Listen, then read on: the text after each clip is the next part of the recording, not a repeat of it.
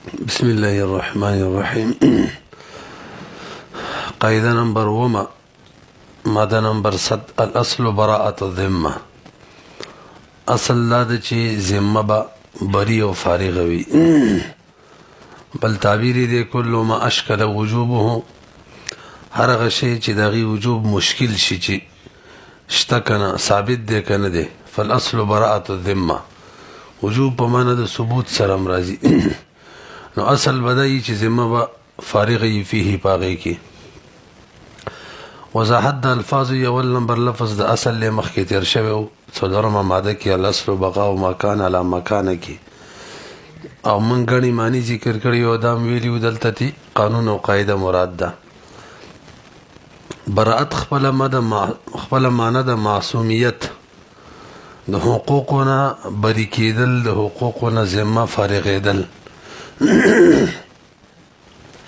علماء دو معنی ذکر کوي، یو په معنی د خلقه د براءه، فتوبوا الى بارئکم، دې کې هم د خالقکم معنی ده، الى خالقکم. او دویمه معنی د براءت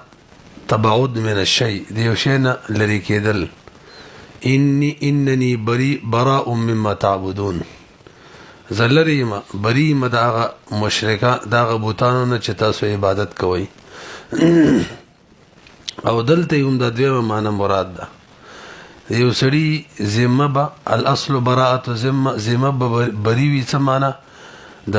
پردي د حق نه به لري وي. برحال دو معنی دي، یو په معنی د خلقه سره،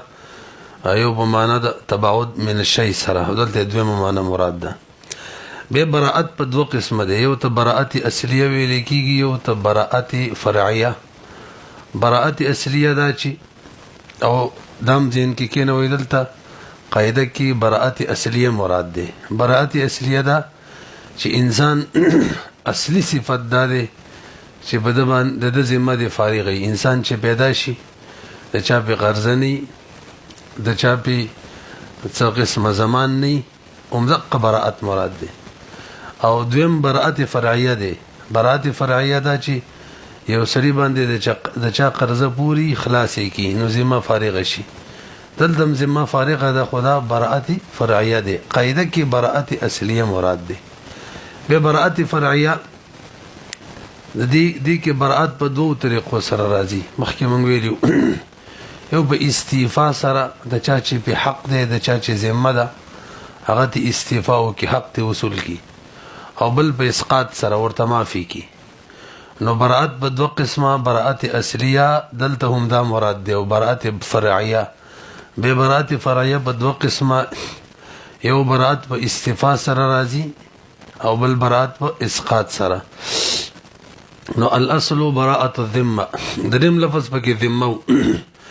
ذمه معنی دا عهد او پیمان و معاهده.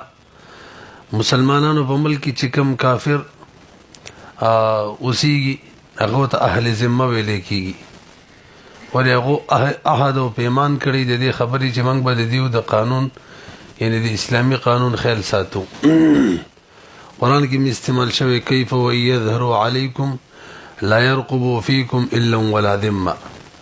مشرکان سره به معاهده څنګه برقرار فاتې شي؟ حالانکه دیو چې دی کچری غالب شي لا يرقبوا فیکم الا، پتا سو کې به انتظار نه کوي، نه د رشتې او نه د ذمه، ولا ذمه نه د ذمه. عهد د دلته ذمه نه مراد عهد دی. يرضونکم بافواههم وتأبى قلوبهم، تاسو راضی کوي په خلو سره خبرو باندې، او لونه منکر دی، واکثرهم فاسقون. برحال د ذمه معنا د عهد او پیمان. نبی صلی الله علیه وسلم فرمای ويسعى بذمتهم ادناهم، هدايه کې دې موږ ته تازه تیر شو.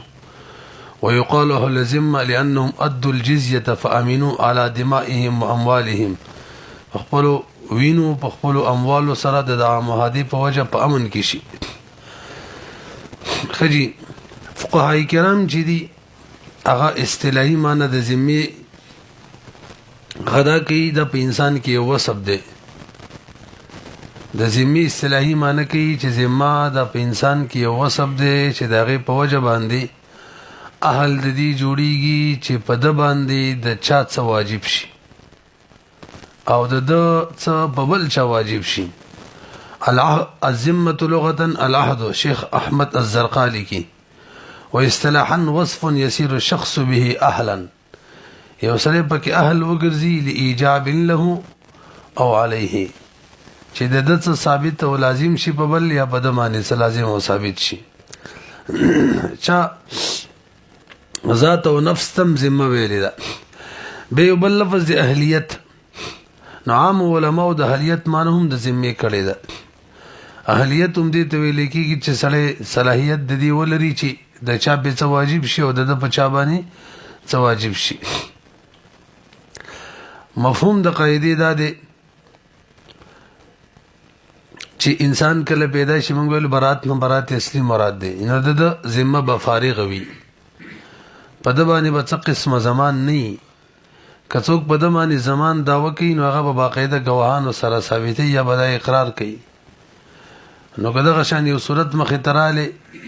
یو سړي باندې چا د مثلا پیسو داوا وکړه او هغه انکار کوي نو هغه بل باندې گواهان دي کې نه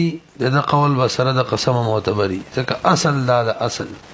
چې ذمه د فارغ یو څوک چې په اصل وی هغه ته منکر او مدعی ویل کیږي دا قول معتبر وی چې کله بینه نه سره د قسم تاسو رسېږي. دلیل لقاعده هغه البینه علی المدعی والیمین علی من انکر دا مشهور حدیث چې دی نبی علیہ السلام فرمای په مدعی باندې به بینه وی نو بینه په مدعی کې خدل ولې ځکه دا خلاف اصل له خلاف اصل ولې دی ځکه دا د یو کس ته ذمه د مشغولیت بیان کوي داوا کوي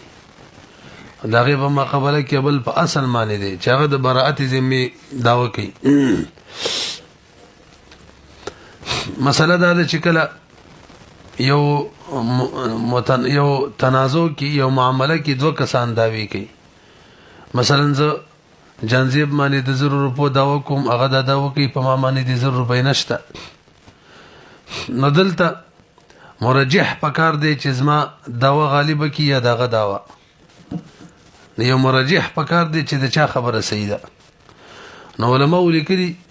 د داوی د ترجیح د لپاره کوم مرجحات دي مرجحات داوا جمع ده د دوه قسمه یو ته مرجحات اولیه ویل کیږي بل ته مرجحات ثانویه ویل کیږي. مرجحات اولیه معنی ده چې داوی په شروع کې دی له اعتبار یو داوا د یو سړي قول چې دی غراجح کوي داوی په شروع کې یعنی د مرجحات ثانویه راتللو نه مخکې به دې معنی کار کیږي. به مرجحات اولیه دو قسم دي یو ته اصل ویل کیږي او بل ته ظاهر ویل کیږي. تاسو خبره باندې راسي کنه ګور نفسي د الفاظ وضاحت شو به مفهوم د قاعدین بیان شو اوس په کې تفصیل شلو نو اصل چاته ویل کیږي په دې معنی پورا بیان کړي نو وګ شی ودا ما ویل شکل دو کسانو ست نظر شي یو شان قول کوي داوا کوي بل شان قول کوي داوا کوي او تو انکار کوي اوس به د چا قول له اعتبار وی غیر لپاره د ترجیح ضرورت ده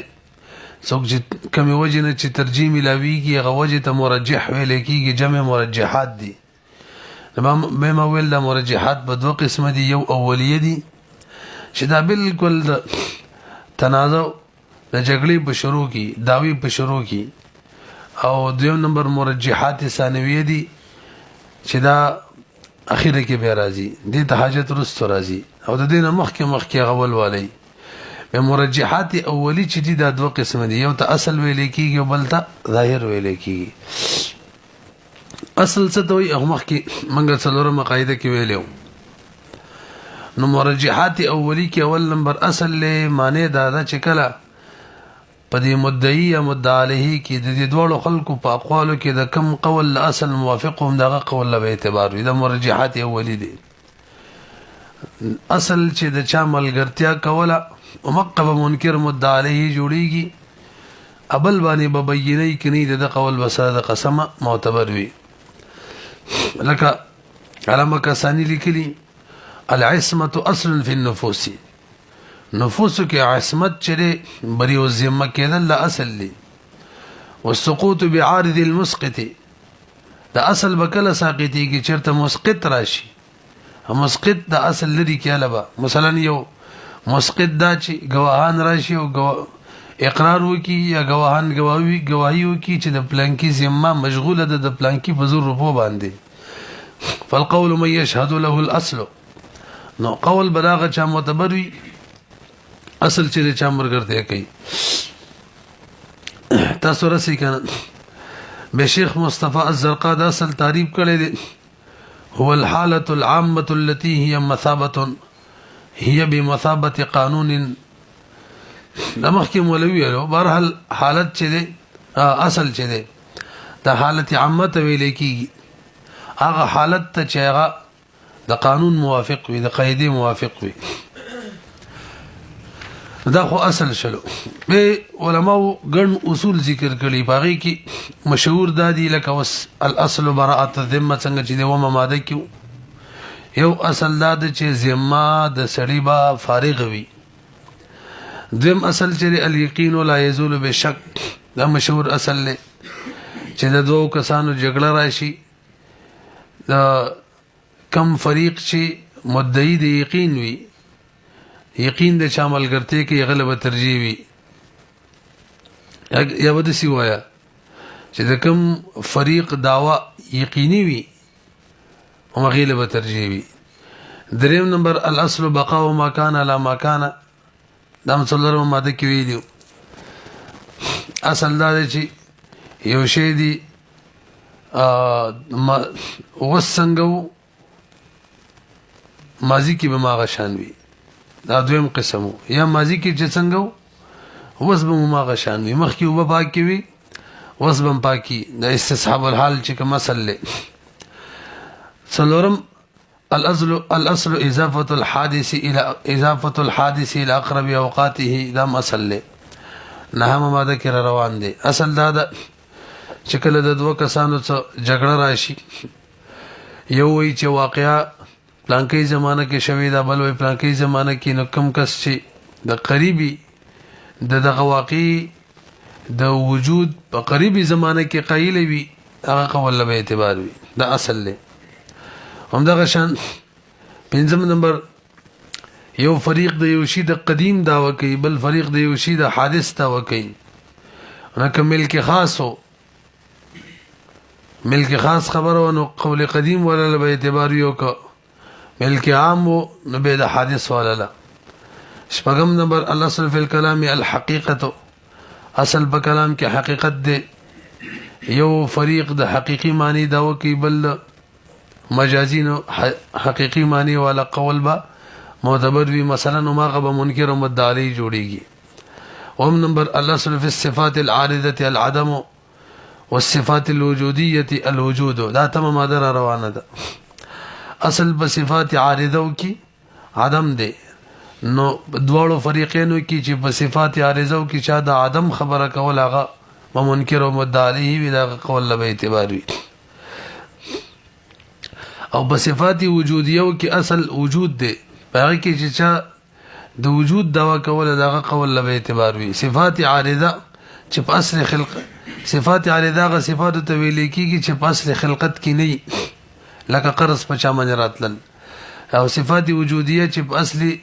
خلقت کی وی لکه یو ماشوم په یو لاس کې بنځه ګوتې کېدل اصل دا چې ګوتې کم ده دا عارض دی نو اصل بدی کې ګوتې پوره کېدل مثلا یو سړي غلام خرڅ کو مشتری به داوا وکړه چې دې ګوتې به وفات شوه ختم شوه مشتری داوا کوي چې ګوتې کم و بای وای چې نه ګوتې پوره و ګوتې ټولي پوره وي دلته بای چې دا په اصل معنی دی ځکه اصل په صفات وجودیو کې وجود دی تاسو خبره پیږئ اتم نمبر الاصل في العقود ان تكون صحيحه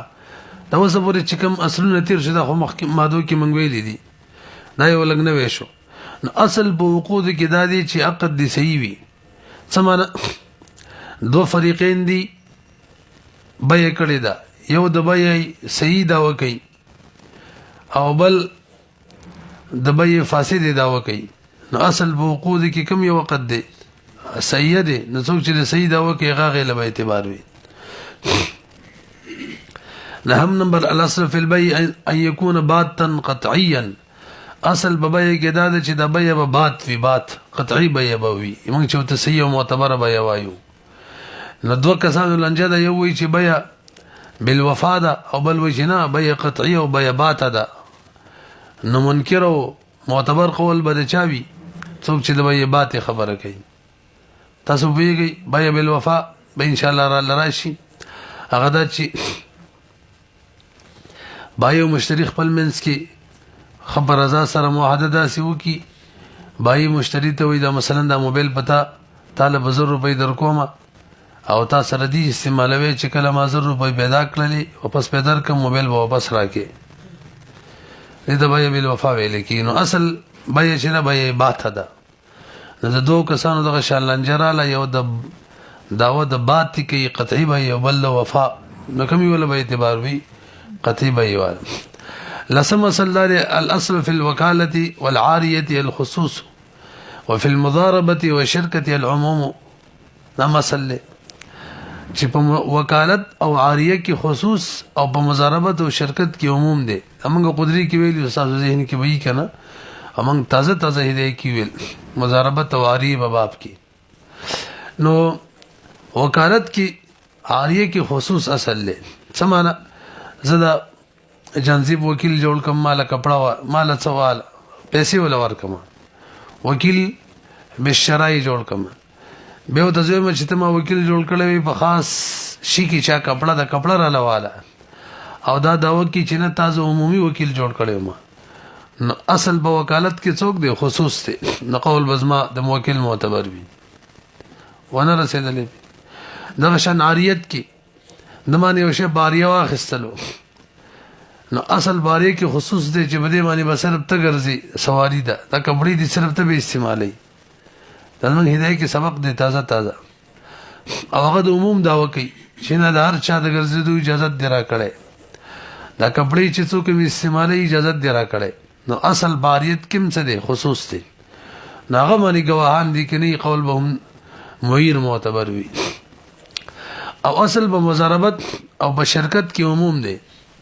نام تازه موږ ته مضاربت کې تیر شو مضاربت د باب نه پس پیداری باب د هدايه کې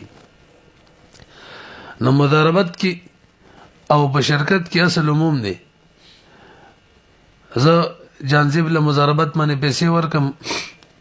به اختلاف راشي زه د عموم قائل یم هغه د عموم قائل دی مضارب وایي چې تامه مطلقاً د اشیاء او د خستلو خرڅولو اجازه ترا کړي زه ته چې نه خاص کپړه می یاد کړي و چې دا باخلي خرڅې وي دغه شان شرکت کې نو څوک چې د عموم خبره کې دا قول له اعتبار وي په اصل معنی دي تاسو پوه شئ. دغه شان یو لسم دوه فریقین منځ کې سم عمله کې اختلاف رااله یو فریق دا دی چې د دې معاملې علم صرف هغه ته حاصلېږي یا هغه ته زیات حاصلېږي د قول له اعتبار وي اصل دا ده لکه خزه عدت پوره شو کنه نو عدت پوره کیږي په هیڅ پته ریدل باندې او د هیڅ ته ختمېدو علم صرف خزه ته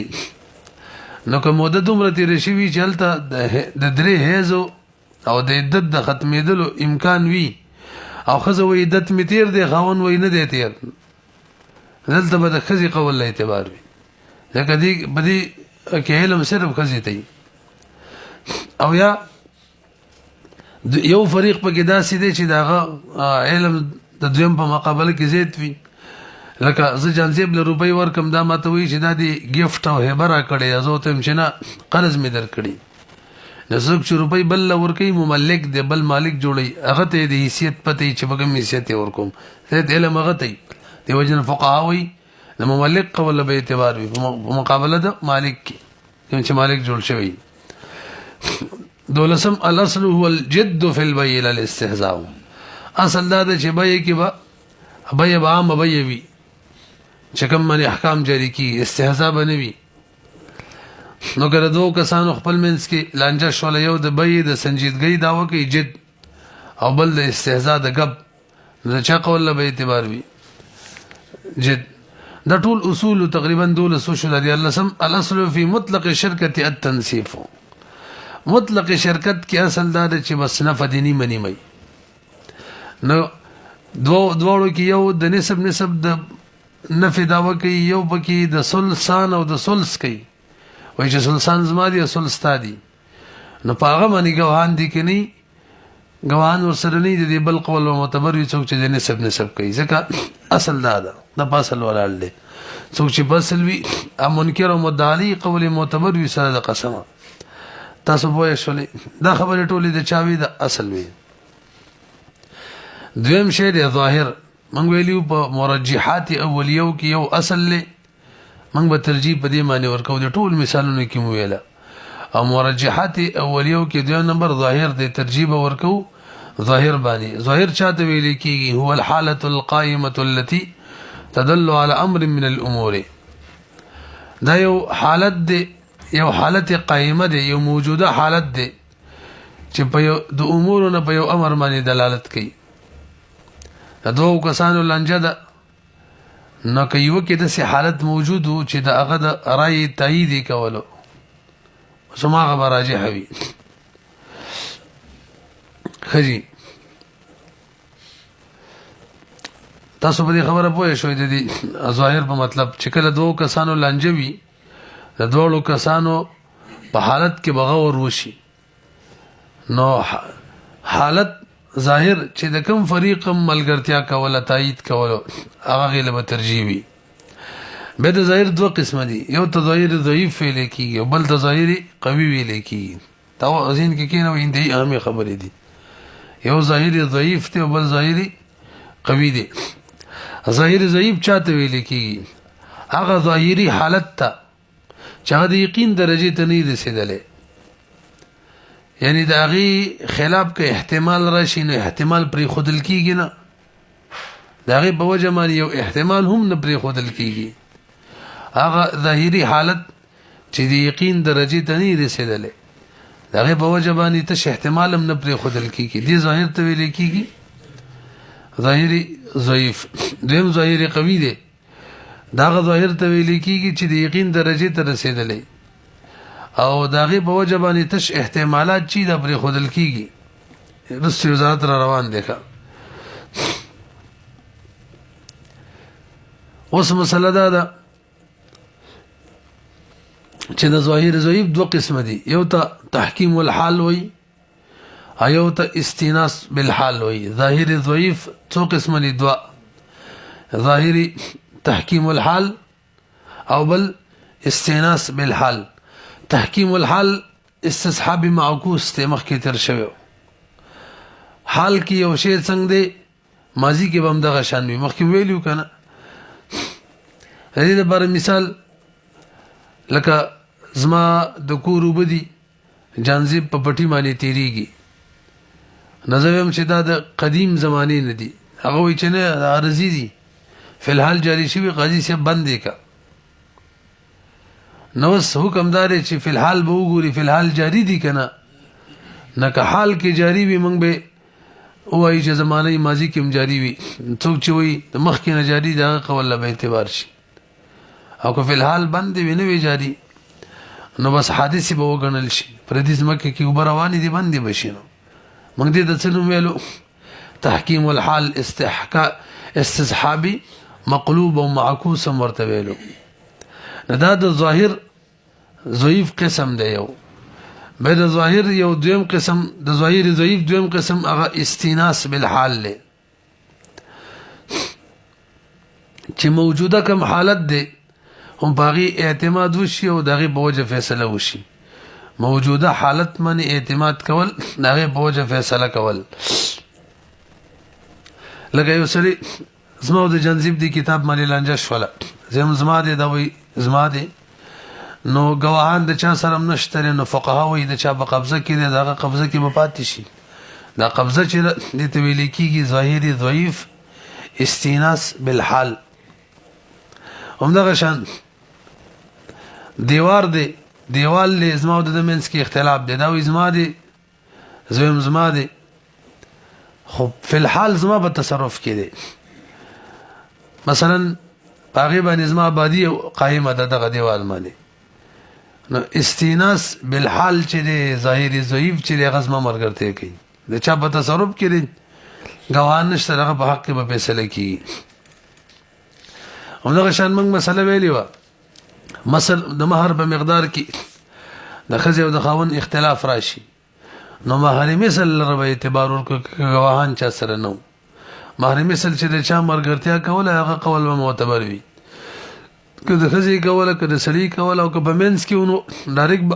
په مہر مثل به فیصله وشي داسې وکنه سړي 2000 روپۍ ویلي خزې 2000 ویلي مہر مثل نظر نم کم له سړي قول معتبر کله 2000 نو زیات د خزې قول معتبر او که په منځ کې ونو مہر مثل باندې به فیصله وي هم دقه ته ویل کېږي استیناس بالحال د ظاهر ضعیف تم قسم دغه شان قرین حال غاړې دي هغه کې وړي دی یو کس وې زما دي بل وې زما دي ګواهان چا سره نشته د څوک چې وړو کار کوي هم دغه وینو ظاهر دغه مرګرته کوي خجی هم دغه شان دو کسان په یو شي کې داوو کې چې پکې یو خپل ذمہ فارغي مثلا یو سره خزي د څولې کې قدرتي مسله وا هدايه کې خبر حل خزوي چې دا دی راته د نفقین را لګلې خاون وي چې نه د مہر حصہ ده مہر د رباني پاتې نه پوره کوم نو ظاهري ضعیف د سړي مرګرته کوي په سړي باندې یو شی واجب یو لغه کوي ورستو تبرعات کوي د معلومیږي خپل حق پوره کوي خدا د چې خوراک سکاک نه ښه کني به د خزي قول به هر حال معتبر دی او دا شي چې زر خرابيږي پاغي کوم د خزي قول به هر حال معتبر دی هم دغه شان اینین مسله ده من قدرت کې ویلي استاد ذهن کې وایي اینین چې خزه باکره وي او دا وو کې چې ما سره خاون قوت نه لري جما او سره وي ما جما کړي تاسو په تر خزي ورا وستلې شي دا خزي به وګوري چې دا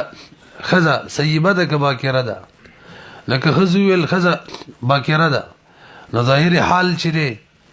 استیناس بالحال ورته ویل کېږي ظاهر ضعیف دویم قسم خزي قول به معتبر وي لہذا جما بنی شي سړی ته یو کال ټیم ورکې یو کال ټیم درته شو داسې وکنه یو کال پس به ما غشن قصي کوي منل چې جما مینه د کړي ډایرک به خزي ته تفریق حق ورکی او کچري داوی کوله چې جما مې په دې کال کې کړي د خزي به بیره ولي به وګوري کبه خزو ویل چې وسم با کړه د بس قصه ختم کی برحال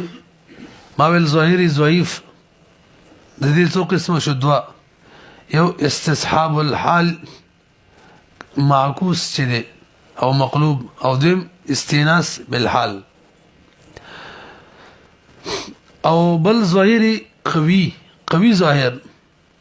موږ ویلي چې هغه د یقین درجه ته رسیدلی بیان رسول روان دي او یو احتمال چې مقابله کې راشي احتمال پر خودل کیږي تغه ظاهر چې د دې درجه به اوچته ده وسوال لري چې یو طرف ته اصل وي ګور موږ وایو چې څوک به مدعي څوک به مدعا علیه وي نو وایي چې اصل د چا مرګرتیا کوي عقب مدعي وي عقب منکر او مدعا علیه وي قول به دغه معتبر وي او دا وایو چې ظاهر د چا مرګرتیا کوي عقب مدعا علیه او منکر وي قول به دغه معتبر وي تاسو وایو کنه نو سوال دا دی کله د سی وشي اصل وایي چې پلانکې دي منکر او مدعا علیه شي او ظاهر وایي چې نه دا مقابل دي منکر او مدعا علیه شي به الفاظ دیگر تعارض را لې ما بین د اصل او ظاهر کی ترجیح بچاته وای نه شولې به ویو نه یو طرف ته څوک دی اصل له بل طرف ته ظاهر دی نو ترجیح اصل لري چې څوک د چا اصل مرګرته کې دی منکر جوړ شي کنه ترجیح ظاهر لري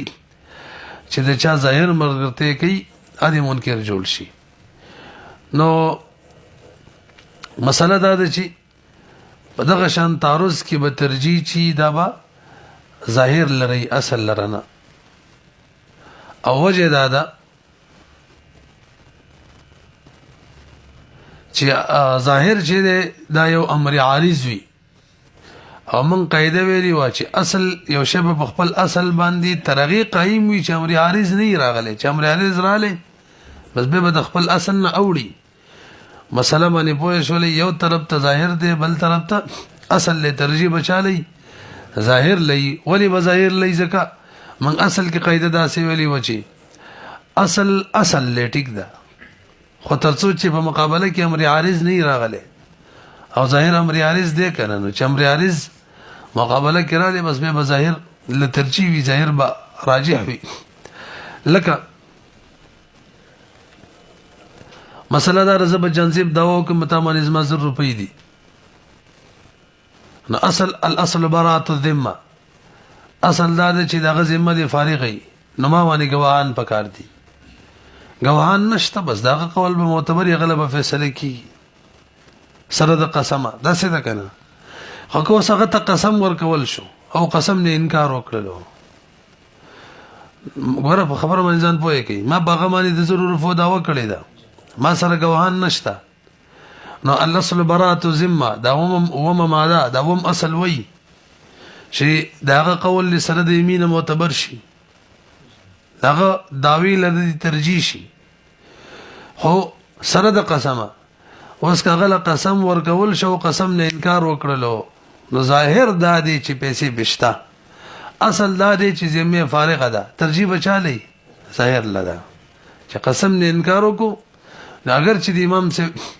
او صاحبین منځ کې اختلاف دی صاحبین وی دا انکار قسم نقول چې بینی اقرار دی او امام سے وی اقرار نه دی بلکې دا د خپل قسم فدیه ورکول دی بدل ورته وی قسم نه ځان خلاصي او بس هغه شی ورکوي وته پکې همدغه شند نین په مسله کې چې کله خزوی باکره سره واده کړي ما سره تر سره جمانه ده شوی سړی وی کړي می ده نور خزي براولي نور خزو دا خزو وکتل او معلومه شول چې باکره ده نو اصل دا ده چې بکارت دی باقی وي نو غي مبارکي فیصله وشو سړی له وکړ ټیم ملاو شو تاسو ده خو که خزو ویل چې په الحال سیبه ده نو به ظاهر ادا دي چې سیبه شوی هم دي خوان بوتي کړي نو به باغ اصل پریدو چاته برا شو ظاهر تا نرسي بي هم دغه شان مخکې مسله ذکر کړه ما د جنزیب سره بیا کړی ده زوی بیا باتا بیا قطعی دا غوي چې نه بیا بالوفا ده نو اصل کوم بیا ده بیا باتا او بیا قطعی ده خو کچري مبيع پیسې انتهي کمی مقرر شوی دومره کمی چې هم تور خلک مبيع به دومره پیسو نه خرڅي نو معلومیږي دا بیا بالوفا ده به ظاهر به دا مرګرته کینو اصل ورته به پریدو غوان کچا سره نو وینه شولې پی بهرحال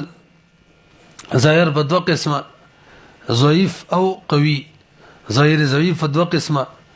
معکوس استصحاب حالي معکوس مقلوب او دغه شان استئناس بالحال او به مسله وکړه چې یو طرف ته اصل وی بل طرف ته ظاهر ضعیف وی ترجیح بچالي ظاهر ضعیف لري اوس مرجحات ثانویه چاغي ته باخره کې حاجت راځي لاغه تقریبا و قسم لري ام تور مشهور پکې څلور دي یو بینه ده اخیره کې دي ته حاجت راځي یو اقرار دی یو یمین دی یو نقول دی د قسم نه یو قرینه قاطعه ده چې دقه تظاهر قوي ویل کېږي ظاهر قوي ایو قسامه ده او یو علم د قاضي دی بینه خټول پیژنې البینه علی المدعی بوجه مدعی لبکار د گواهان راولي او دا گواهان به حیثیت داسې لري داسې لکه چې دا شی د خلکو په مشاهده شوی څنګه وي ثابتو بالبرهان ثابت بالبرهان كثابت بالعيان دویم نمبر اقرار دی یو سره اقرار وکي چې زما په ذمہ باندې د پلان کې 100 روپۍ دي معلومیږي چې صحیح رشته به وینو نو الاصل براءة الذمه ابو سره ختم شي دریم نمبر یمین دی خري مدعی په مدعا علیه باندې دعوه وکړه، مدعی سره گواهان نشته، مدعا علیه له قسم ورکړي، لکه مدعا علیه قسم وکړلو فیصله به د مدعا علیه کیږي، مدعا علیه په حق کیږي، یمین نه دا مراد دی. نو بینه مدعی په حق کې فیصله، اقرار اسم اقرار دی لانجه ختمي، او یمین نه مراد د مدعا علیه د منکر یمین دی، چا قسم وکړي دا په حق کې به فیصله کی. او څلورم نقول دی چې منکر مدعا علیه د قسم نه انکار وکړي په حق د مدعی کې فیصله کی. او پنځم نمبر قرینه قاطعه، القرینه القاطعه هي الاماره البالغه حد اليقين، هغه نشانی ته ویل کیږي چې حد یقین ته ورسی. مجله الاحکام العدلیه کې دي، لکه یو کمره ده، یو سړي سره چاړه د بار تیر وتلو، اینو مانی سور دی اړچیږي، یې په حالت کې چې دنه وکتل یو کس ذبح شوی دی، نو قرینه قاطعه ده، ظاهری قوی ده، د یقین درجه ته رسیدلې چې عمده ذبح کړی دی، عمده قاتل هم ده دی. د دې په مقابله کې اوس احتمالات چې موږ له ظاهري قوي تعریف دا وکړو چې د یقین درجه ته رسیدلې، مقابله کې احتمالات پرې خودل کیږي، کېدې چې د نه وجلې بل چا وجلې تختیدلې د لاس کې چاړه ورکړي وغیرہ وغیرہ، احتمالات شته کنه، دا احتمالات له اعتبار نشته. او دغه شان شپږم نمبر قسامه وا، یو محله کې مړی ومندل شي، مخکې مونږ ویلو باب القسامه کې قاتل نه معلوم، مقتول اولیاء اهل محله والا باندې داو وکي، نو شریعت هغه ته دا اختیار ورکړي چې محله کې 50 کسه مقرر کې د قسم د 12 سره بار قسم وکي چې موږ نه وجلې دی او نه راته قاتل معلوم دی، ولا نعلم له قاتلا. کم کس چې د قسم نه انکار وکي، نو که مسله د دیت و د قتل خطا و، نو باغ باندې به د دیت فیصله کیږي، او که مسله د قصاص و، داوا د قصاص و، او چا انکار وکړلو، د امام سبرای د مخکې ویلی و جیل کې به واچول شي تر څو چې اقرار نه کړي یا قسم نه کړي. اوم نمبر علم د قاضي دی، چې قاضي ته یقین وي چې حق د بلانکی دی فیصله کولای شي. خدا خبره منګه د علامه شامی د طرف قدرت کې ویلی و چې نن سبا قاضیانو باندې اعتماد برقرار نه دی پاتې، نو قاضي نشي کولای چې د خپل علم موافق بس فیصله وړاندې کړي. تاسو رسي بهرحال یو بل مسله چې کله گواهان وي یو طرف ته بل طرف ته ظاهري قوي به ترجیح چالي، مرجحات اولیو ثانویو کی بینه، مقابله کې څوک دی ظاهري قوي چې مرجحات اولیو نه دي، نو دا سینه د علی الاطلاق چې بس مرجحات ثانیه ولا به اعتبار وینا، د بینه په مقابله کې که ظاهري قوي راشي ظاهري قوي له اعتبار دی، بینه او په مقابله کې ښه. لکه دا مثالونه مخکې مونږه قدرین کې ډیر شی ویلي، نو غوږ ورته کېدی، یعنی بار بیل باب کې راته تیر شوي دي. یو وصي دی د یتیم، هغه دعوه وکړي چې یتیم کمال له ما په یتیم باندې خرج کړی دی، هغه سره باقاعده گواهان هم موجود وي، نو مدعی دی گواهان هم سره شته، خو ظاهري حالت دی یتیم چې دی هغه انکار کوي د دې خرچې نه، او ظاهري قوي هیڅ قسم یعنی یقین درجه ته دا ظاهر رسیدلې دی چې به دغه خرچي هیڅ قسم اثرات په یتیم باندې نشته، نو د وصي قول او گواهانو اسلام اعتبار نه ورکو. همدغه شان جنزیب سره مثلا سخی دی، زه دعوه وکم دا زما دی، ما سره گواهان هم دي، او دعوه د نتاج وکم چې دا زما د غوا بچی دی او یو مشمخ کې دا شوی دی، حالان کې د غسخی چې دی ظاهري حالت چې وکتل هغه د یو کال دی، د شپږ میاشتې دی، نو ظاهري حالت د بینه او د مدعی د بینه خلاف دی، دلته د دعوی له اعتبار ورکول شي نشي، گواهانو له اعتبار نشته، ظاهري حالت ته اعتبار دی. همدغه شان که تاسو ذهن کې یو کس په مجهول النسب باندې دا و کې د ازمازوی دی، او هغه دغه هم عمر وي سره د دینه گواهان راولي بینه ولا به سي اعتبار نه ظاهري خلاف دي ظاهري قوي خلاف دي تفریعات دیغه کېږي کله چې به یو شي د مشهوره مسله د صاحب د هدايه یو دا ذکر کړی ده او د مثلا د سمنو په مقدار کې اختلاف راشي قدرت کې ذکر ده بای وای 2000 دی او مشتری وای زر دی نو د دې دوه صورت او تاسو ذهن کې کی یو دا چې مبیا لا موجود دی دویم دا چې مبیا هلاک شوی نو کوم مبیا د سی وای دوه حالت دي یو دا چې مشتری په مبیا قبضه کړی ده دویم دا چې مشتری لا په مبیا باندې قبضه نه ده کړی نو مشتری وای 0 روپۍ باندې مبیا را قبضه اول حالت راوړوا شیوران شو څنګه وخت شی به وته د بایو د مشتری په منځ کې اختلاف راشي په مقدار د سمنو کې بای وای 2000 مشتری وای زر دو صورت دي مبیا باندې لا قبضه نه ده شوی او په مبیا باندې قبضه شوی ده اول صورت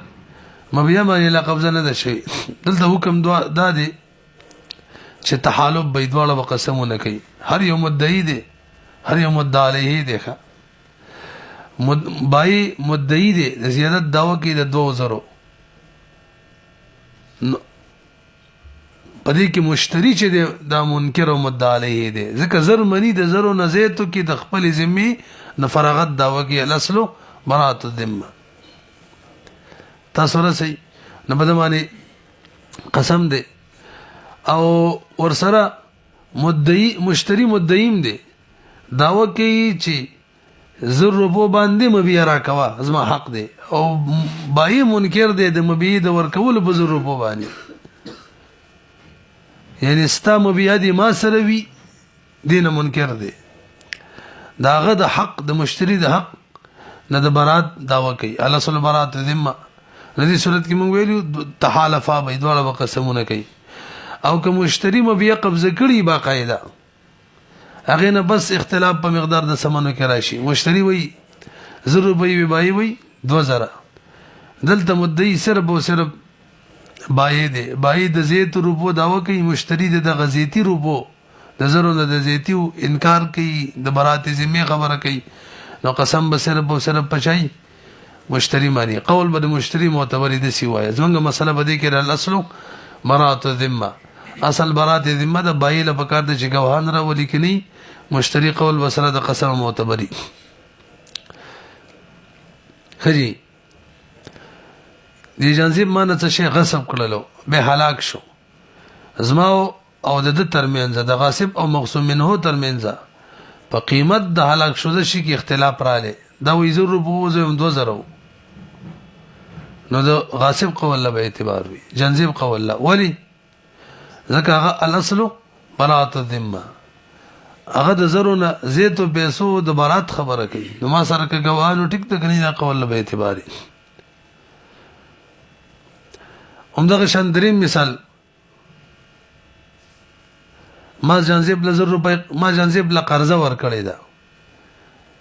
اوس اختلاف په مقدار د قرضې کړاله ما ول 2000 روپۍ وی دا وې زر وی نو قول د مقروض به معتبر وی لکه ذکر الاصل برات الذمه هغه د 0 روپونه زیتو د ذمه د فراغت دا وکي او زید مشغولتیا خجی همدغه شان موږ د اقرار په باب کې ویلو جنزیب د پاره ما د 0 روپو اقرار وکړلو ما اقرار وکړو د مجهول شي به قیمت کې لانجراله دا وې 2000 روپۍ قیمت یو زم دا وې 2000 روپۍ یو زم 0 روپۍ وي دلته زما قول له اعتبار مقر قول ځکه دا الاصل برات ذمه اقرار د کوم بیان چوکو دا غینه زیتو کې د ذمه د برات داوا کوي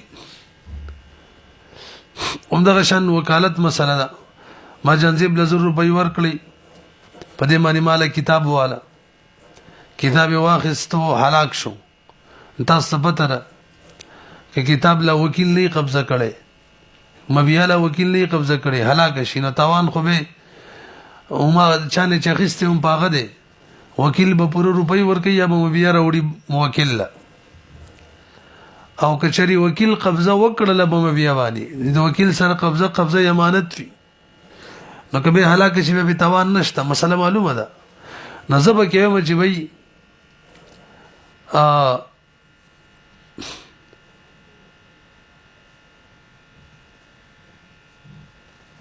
اچھا جی مسله بل وګد شي خو بهرحال زه چې دا کتاب لا بیت من نکټ کړي ما د روپۍ ورکړلې مال د اعزاز نه کتاب والا به دا وو چې ما کتاب خسته ورانه هلاک شوی لہذا ستا په زمان کې هلاک شوی وسسانه شو زم تا نو خسته هلاک شوی دی لہذا ما په زمان کې نه دی نقول به موکل معتبر وي وجه سره الاصل براءه ذمه د خپل ذمه فارغ او مغزمانه او زما په زمان کې لا نو راغله همدغه شان د جانزیب زما یو څه شی دی هلاک کړلو وس د څومره قیمت ولده دي کې اختلاف رااله زم د 2000 روپو دي 2000 روپے راکاو دا وی د 0 دي 0 روپے بدر کومه نو دلتم قولهم دغه معتبر دي کما سره غواهن نه وجه سره زرو نزیتو کې هغه الاصل براءه الذمه معنی دي ورسېدلې پی